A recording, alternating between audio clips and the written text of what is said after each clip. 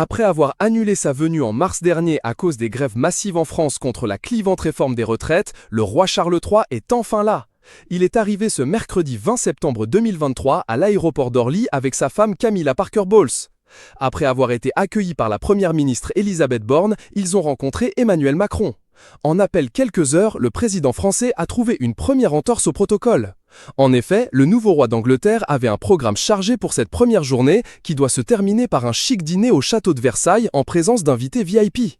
Outre un passage par l'ambassade britannique, le monarque s'est aussi rendu sous l'Arc de Triomphe pour une cérémonie et un petit banc de foule sur les Champs-Élysées.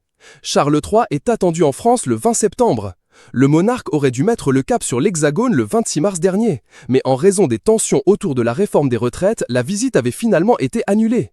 Cette fois, le programme a été modifié. Découvrez tout ce qu'il faut savoir sur ce voyage pas comme les autres. Déplacement qui a donné lieu à un faux pas d'Emmanuel Macron. Sur une photo prise pendant cette activité, on peut voir le président prendre Charles III par le bras comme un vieil ami, lui imposant un geste tactile, intime, mais surtout interdit. Quand on salue le monarque, c'est d'un hochement de tête et éventuellement d'une poignée de main selon le code de bonne conduite de la royauté. L'usage voudrait que l'on ne puisse lui serrer la main que si il nous l'attend, avait ainsi expliqué le journaliste anglais Stephen Clark à France Inter l'an dernier. Mais on n'agrippe certainement pas le roi par le bras. Comme le souligne CNews, l'interdiction de toucher le monarque anglais vient d'une tradition ancestrale.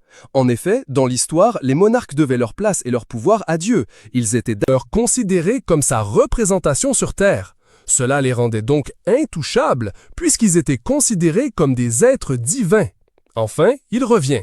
Le roi Charles III va effectuer un passage au château de Versailles dans le cadre de sa visite d'État en France. Mais le souverain n'est pas le seul à avoir eu droit à une visite spéciale de l'ancienne demeure de Louis XIV.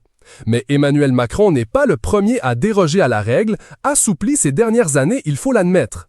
Le mari de Brigitte Macron ajoute son nom à la liste qui comprend le défunt Jacques Chirac, qui avait lui aussi touché la reine Elisabeth II, tout comme l'ancienne First Lady Michelle Obama.